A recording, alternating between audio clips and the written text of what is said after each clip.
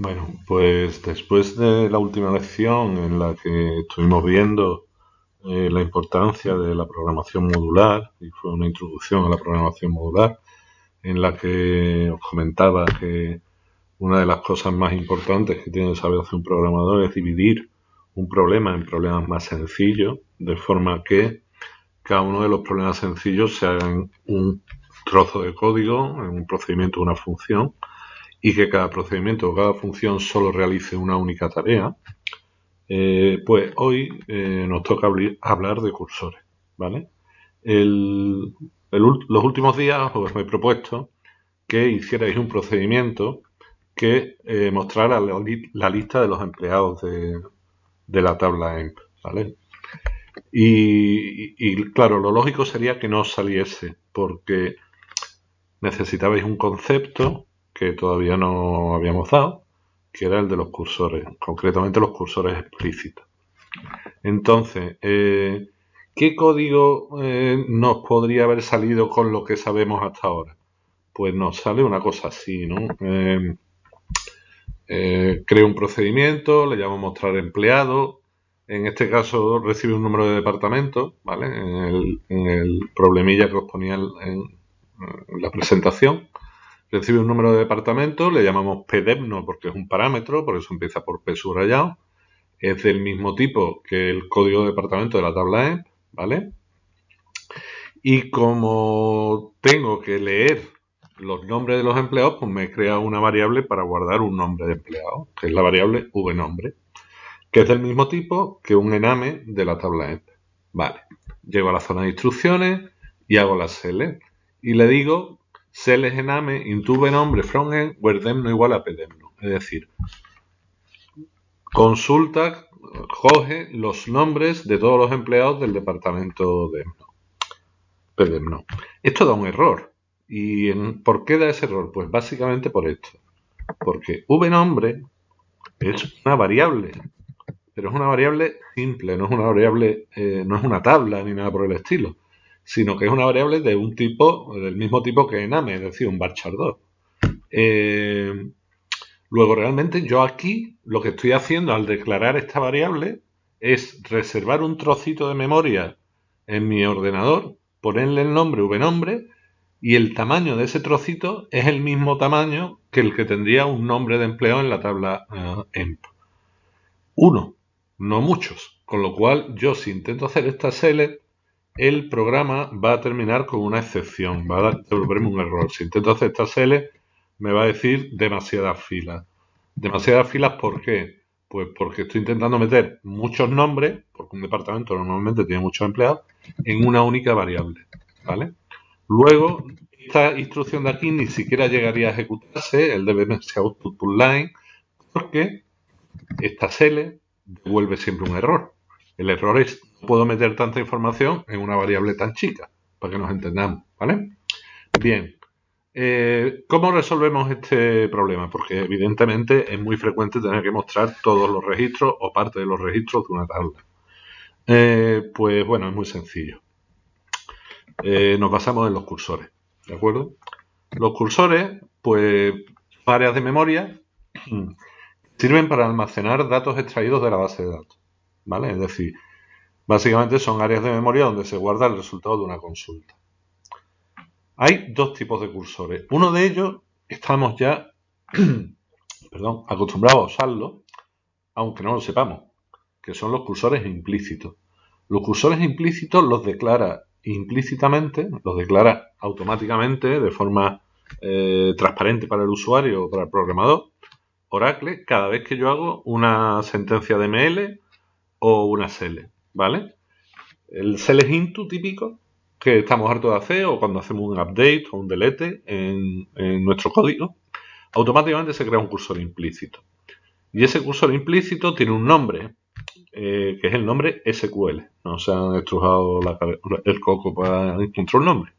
A ese cursor se le llama SQL y se pueden consultar determinados atributos de ese cursor, ¿no? Por ejemplo, nosotros lo hemos usado en uno de los problemas que hemos hecho hasta ahora, en el que queríamos saber cuántas filas se habían actualizado. Y entonces preguntábamos por el atributo row count del cursor SQL, ¿vale? Para preguntar por un atributo se usa el tanto por ciento, luego lo veremos.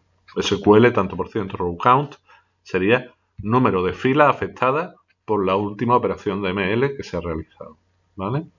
Entonces, cualquier operación, update, delete, insert, cualquier select, lo que sea, into una variable, todo eso automáticamente se crea un cursor implícito, ¿vale? No os preocupéis mucho por ello porque tampoco el tema de los cursores implícitos nos va a quitar mucho el sueño. Quiero deciros que hay mucha gente que no sabe ni que se genera un cursor automáticamente cuando hay un update, por ejemplo. Así que vamos a centrarnos en los cursores explícitos. Los cursores explícitos son cursores que declaramos nosotros y que le ponemos el nombre nosotros. Y se manejan, o sea, realmente es un área de memoria que yo declaro, como una variable de tipo tabla o algo así, para que nos entendamos. Realmente no es una tabla porque es una cosa dinámica, no tengo que darle el tamaño inicialmente, ¿no? Entonces, hay una serie de funciones, de métodos realmente, que manipulan los cursores, ¿vale? Realmente va a haber unas instrucciones específicas para manejar estas estructuras de memoria, ¿vale? Y hay que usarlos cuando hay que usar cursores explícitos. Pues cada vez que estoy haciendo una select que puede devolver más de una fila, ahora o en el futuro, ¿vale? Bien, ¿cómo funcionan estos los cursores? Bueno, pues muy sencillo. Los implícitos, pues como os dije antes, las selects que devuelven una sola fila generan automáticamente un cursor implícito. Si las selects esas, como vimos antes, no devuelve ninguna fila o devuelve más de una, que era nuestro caso, que devolvía más de una, automáticamente se genera una excepción. Esa excepción, si queremos controlarla para darle al usuario un mensaje que le entienda, por ejemplo, pues en la zona de exception usaremos los manejadores no data found, que no he encontrado datos, o too many rows, demasiadas filas, para capturar esos errores. Como todavía no hemos visto excepciones, no me voy a parar con esto. En el próximo vídeo veremos excepciones. Y por otro lado, también se usan cursores implícitos en updates, deletes y insert, aunque sean de más de una fila, ¿vale? Luego, la única operación que nos falta son las selects de muchas filas. Para esas hay que usar cursores explícitos. Un cursor explícito primero hay que declararlo. Es decir, en la zona de declaraciones de nuestro código tenemos que poner la palabra reservada cursor, el nombre que le voy a dar al cursor y la select que se va a realizar para rellenar ese cursor, ¿vale? Para la select que busca los datos para rellenar esa estructura de memoria. Es muy sencilla la sintaxis, ¿vale? Sintaxis es cursor, nombre del cursor, is y la select que lo va a rellenar. Sin el into, cuidado. Esta select aquí va sin el into, ¿de acuerdo? Porque no es into ninguna variable, sino que el cursor es esta select. Y realmente las operaciones que puede manejar el cursor son las siguientes. La primera es la apertura del cursor. La apertura del cursor es la operación que, bueno, realmente se escribiría open y el nombre del cursor. Es la operación que realmente ejecuta la select. Es decir, cuando yo declaro el cursor, estoy en la zona de declaraciones. Ahí lo único que estoy haciendo es declarando algo, declarando un cursor, pero no estoy realizando una consulta a la base de datos. La consulta a la base de datos realmente se lleva a cabo cuando yo hago el open del cursor, ¿vale? Mucho cuidado, el open del cursor, si la consulta no devuelve ninguna fila, no levanta excepciones, ni levanta errores, ni nada por el estilo. Es el programador el que tiene que gestionarlo, ¿vale? Tiene que utilizar los atributos del cursor para comprobar los resultados obtenidos tras el open, ¿vale? Y vamos a ver más adelante cuáles son esos atributos, no os preocupéis. Además del open, que lo único que hace es rellenar, digamos que el open lo que hace es que se va a la base de datos, hace la select y el resultado de esa select lo guarda en la estructura de memoria a la que le hemos dado el nombre del cursor, ¿vale? Bien, pues después de hacer el open, yo lo que tengo es la información ya no la tengo solo en la base de datos, sino que también la tengo en un área de memoria con un nombre concreto. Bueno, pues para poder usar ese área de memoria, yo tengo que hacer la siguiente operación, que es recuperar datos del cursor. Es decir, fetch, que es una instrucción, bueno, es una palabra en inglés que significa ir a un sitio a coger algo, ¿vale? En español no existe. Ir a un sitio a coger algo, ¿vale? Entonces, fetch el nombre del cursor into una variable. Una variable o varias o un nombre de registro. A ver, ¿cómo funcionaría esto? Pues la primera vez que yo llamo al fetch, me voy a la primera fila del cursor y la guardo en las variables que están a continuación del into. Lo normal es declarar una variable compuesta donde estén todas las columnas de una fila, ¿vale? Ahora luego lo veremos más adelante. El fetch entonces lo que hace es que recupera esa fila, la fila a la que está apuntando el cursor, la fila por la que voy, para que nos entendamos. La primera vez será la primera, la siguiente vez será la segunda, ¿vale? Y guarda los valores de esa fila del cursor en las variables. Lógicamente tiene que haber el mismo número de variables aquí que columna tiene las celdas del cursor, ¿vale? Cada columna se relaciona con cada variable por posición, es decir, la primera columna de la cele se guardará en la primera variable, la segunda en la segunda y así sucesivamente. También lo lógico es comprobar si el cursor ha recuperado alguna fila, es decir, cuando yo hago un fetch, lo normal es comprobar si ese fetch ha tenido éxito, es decir, si he podido rellenar las variables porque había datos en el cursor. Si en el cursor no hay datos, no se pueden rellenar las variables. Perdón. Entonces, una vez que hemos recuperado los datos, normalmente esto suele estar dentro de un bucle, porque yo lo que suelo hacer es que abro el cursor, leo la primera fila del cursor y mientras la lectura haya sido correcta, pues entro en un bucle en el que proceso esa lectura, es decir, hago lo que tenga que hacer con esos datos. Normalmente va a ser una llamada a otro procedimiento y después avanzo a la siguiente fila y voy dando vueltas en un bucle, ¿vale? Es decir, normalmente tengo un bucle donde un for o un while, veremos que se puede hacer de las dos maneras, donde yo lo que hago es, primero proceso esa fila que he leído fuera del while, que he leído justo antes del while, y después, cuando ya la he procesado, leo la siguiente fila, ¿vale? Ya veremos un ejemplo. Esto es muy importante, luego lo veremos.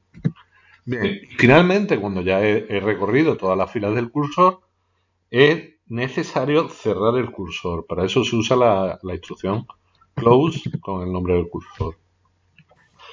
Close lo que va a hacer es libera la memoria que hemos reservado, desactiva el cursor, a partir de ese momento ya no se puede leer ni nada por el estilo, y si es necesario se puede volver a abrir ese mismo cursor, ¿vale? Hay un límite, y es muy importante, hay un límite en el máximo número de cursores que pueden estar abiertos a la vez en una instancia de una base de datos. Es decir, en Oracle yo no puedo abrir todos los cursores que yo quiera, con lo cual es importante cerrarlo, ¿de acuerdo? Porque si hay muchos usuarios a la vez ejecutando un programa mío en el que abro un cursor y no lo cierro, pues me paso del límite de cursores abiertos de Oracle, ¿vale? Y como digo, una vez que el cursor está cerrado, ya no se pueden recuperar datos, ¿vale? Bien. Vamos a ver un ejemplo. Aquí tendríamos un bloque anónimo, ¿vale? Lo he puesto con declare, no es un procedimiento ni una función, es un bloque anónimo, donde tengo la declaración de un cursor de empleados tiene el código y el nombre de todos los empleados, porque no tiene where, y el funcionamiento sería el siguiente. Abro el cursor, es decir, realizo realmente la select y la guardo en un área de memoria llamada en cursor, y ahora leo la primera fila. Leo la primera fila con este fetch, ¿vale? Esto sería para leer la primera fila. Si la fila se ha encontrado, este es el atributo found del cursor, que luego hablaremos de él, nos sirve para saber si una lectura ha sido correcta o no, es decir, si el fetch ha devuelto algo, el found vale true. Found es encontrado en inglés, claro. Entonces, mientras el cursor tenía fila, mientras haya filas por leída, mientras se haya leído una fila, se procesa esa información. Procesar esa información pueden ser mil cosas. Puede ser mostrarlo por pantalla, mandarlo a otra tabla o hacer 25.000 operaciones con esos datos. A nosotros eso no nos va a preocupar ahora mismo, porque lo que estamos aprendiendo es cómo se recorre un cursor.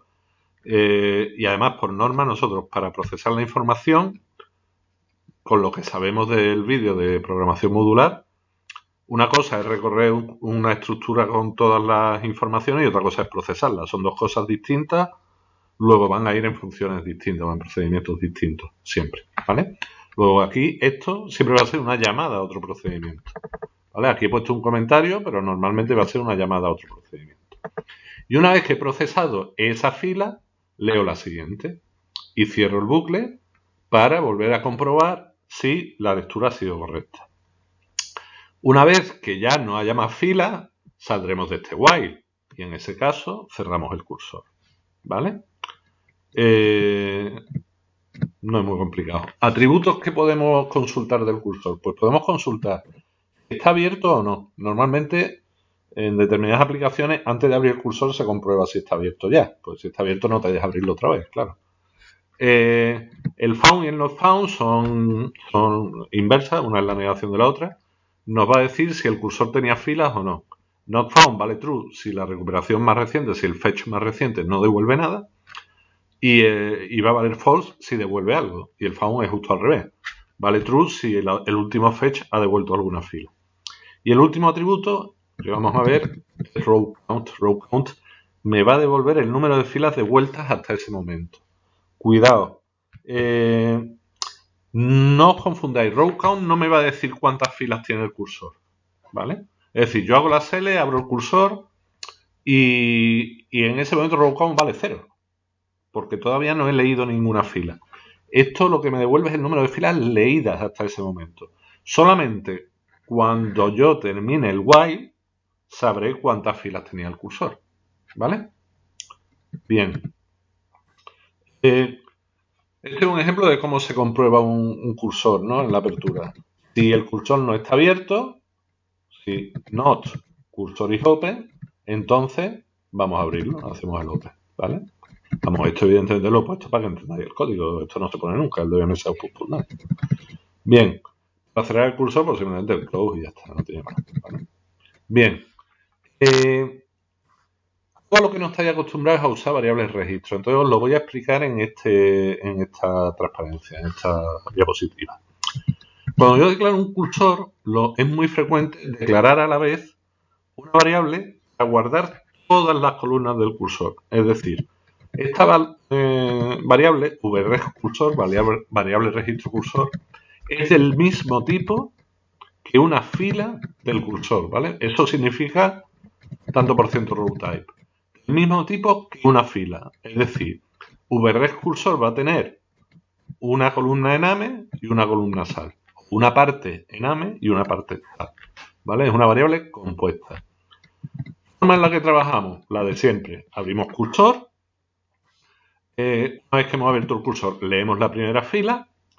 Mientras la lectura haya sido correcta, mientras haya leído algo, pues en este caso el procesamiento es mostrarlo por pantalla y fijaros que para mostrar el nombre lo que hago es que de la variable donde he guardado la lectura del cursor, vRegCursor, pongo punto ename. Punto ename corresponde con el nombre del empleado. Y punto sal corresponderá con el nombre, con el salario del empleado.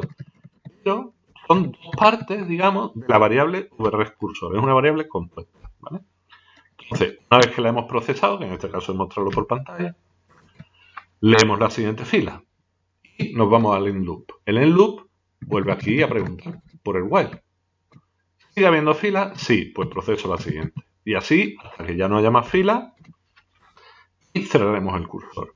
Una vez que hemos cerrado el cursor, si necesito presentar resultados finales, por ejemplo, la suma de los salarios de todos los empleados o algo así, solamente lo tengo cuando ya he terminado de recorrer el cursor. Pues entonces este trozo de código donde muestro los resultados finales tendrá que ir después del close del cursor, ¿vale? O por lo menos después del end loop.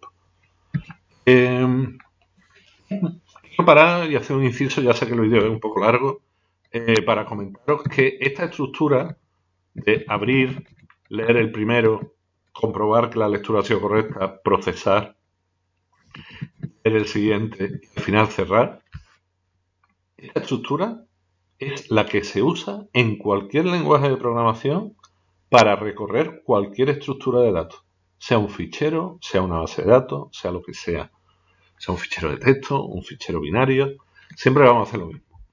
Abrimos el cursor en este caso, pero podría ser un fichero. Esto podría ser una instrucción para abrir un fichero. El fetch podría ser una instrucción real para leer un fichero. Siempre va a haber una manera de comprobar si esa lectura ha sido correcta. Luego vamos a procesar lo que hemos leído y vamos a leer el siguiente dato, ¿vale? Y en ese momento cerramos el bucle. Y cuando ya hayamos recorrido todo, pues cerramos el cursor, el fichero, la estructura que sea. Es decir, si os vais a los comentarios, abrir la estructura, leer primera fila, mientras haya fila, procesar y leer la siguiente. Y al final cerrar y presentar los resultados finales si es necesario.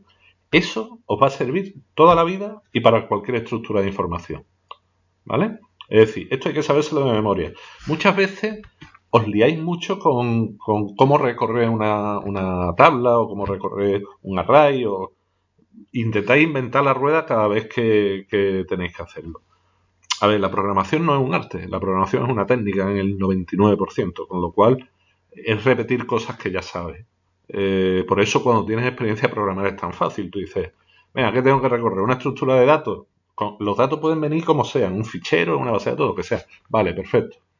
Abro, leo el primero. Mientras las lecturas sean correctas, lo proceso y leo el siguiente. Y cuando termine, cierro el dispositivo de bloque o cierro lo que sea. ¿Vale? Esto no lo cambiéis de orden, sino lo aprendéis un poco, pues como, no os voy a decir que lo aprendáis como una receta, sino que entendáis que esta es la manera ideal de hacerlo. ¿Vale? Bien, bueno, pues después de contaros esto, tendréis que practicarlo. ¿De acuerdo? Pero aunque yo esto normalmente en clase lo explico varios días después de lo anterior, este año os lo voy a explicar el mismo día, lo voy a explicar en el mismo vídeo. Los bucles for de cursor. Los bucles for de cursor son una manera simplificada de usar los cursores. Es decir, esta manera de aquí, pues parece un poco complicada, ¿no? Con tantas instrucciones, que si open, que si fetch, que si ahora un while, que... Entonces, Oracle tiene una manera mucho más sencilla de manejar los cursores, pero que no es siempre útil. No es siempre útil y ya os contaré por qué. Porque el bucle for de cursor solamente nos va a servir cuando sé que voy a recorrer el cursor hasta el final. Es decir, leo un conjunto de filas y sé que las voy a tratar todas. Pero es que en muchas ocasiones yo no las voy a tratar todas, sino que voy a tratarlas hasta que se cumpla una condición determinada. En ese caso, tenéis que hacerlo con while, que es, como ya sabemos, la instrucción repetitiva que me permite ir comprobando las condiciones que se producen. Mientras que el for no me permite eso. Que en medio de un for me ponga aquí un exit o alguna instrucción para salirse del for, que no me hable más, porque yo ya he dicho que eso es de programador mediocre y que es algo que yo no voy a permitir, ¿vale? Bien, entonces, bucle for. ¿Cómo funciona un bucle for con el cursor? For. Nombre de una variable registro. El nombre de esta variable registro no hay que declararla. Esta variable se declara automáticamente cuando va dentro de un bucle for de cursor. Es decir, él ve que pone for v lo que sea in el nombre de un cursor. El nombre del cursor obviamente sí hay que declararlo arriba. Y él ya sabe que tiene que declarar esta variable del mismo tipo que una fila del cursor. ¿Vale? Es más, cuando llega al for, él sabe que tiene que hacer un open del cursor. Es decir, la declaración de la variable ya no es necesaria porque la declara implícitamente. Es decir, esta variable de aquí ya no habría que declararla. ¿Vale? La va a declarar automáticamente. El open tampoco hay que hacerlo, porque automáticamente cuando él encuentra el for de cursor, ya sabe que lo primero que tiene que hacer es abrir el cursor.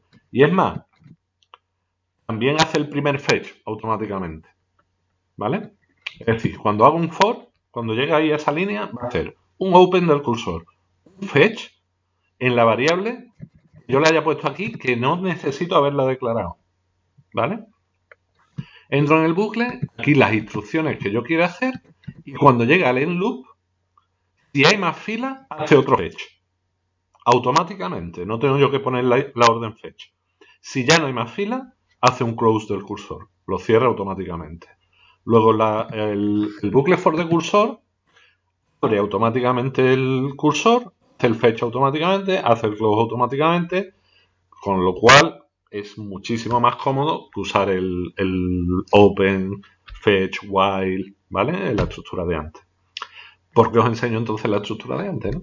Pues porque en muchísimas ocasiones vamos a tener que no quiero recorrer el cursor entero, sino que lo quiero recorrer, por ejemplo, para mostrar las 3 primeras filas o hasta que se cumpla tal condición, ¿vale? Con lo cual lo vamos a hacer con while.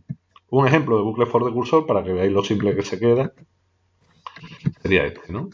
El cursor, empleado cursor es select, ename, sal y antigüedad, he puesto aquí, ¿vale? Para hacer un poquito diferente.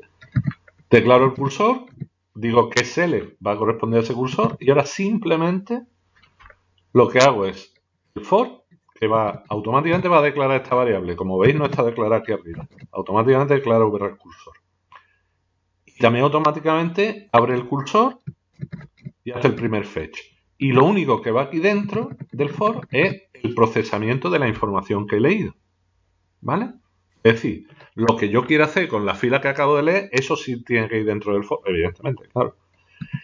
Cuando no tengo que poner nuevo fetch, sino que él automáticamente cuando llegue a la loop va a hacer el nuevo fetch. Y si no hay más filas, él automáticamente va a hacer el close. ¿Vale? Y si sí las hay, automáticamente va a dar otra vuelta. ¿De acuerdo? Los bucles for de cursor son muy prácticos, son muy útiles. Y la única pega que tienen es que cuando no quiero recorrer el cursor entero, no puedo usarlo. Con lo cual, en los primeros ejercicios que os encargue, os pediré que lo hagáis de las dos maneras, ¿vale? Para que entendáis bien cómo funciona un curso realmente y para que tengáis también el recurso del bucle for, ¿no? Que es muy útil y muy interesante. Bueno, pues esto es todo por hoy. Espero que os hayáis enterado y que no se os haya hecho muy largo el vídeo. Venga, un abrazo.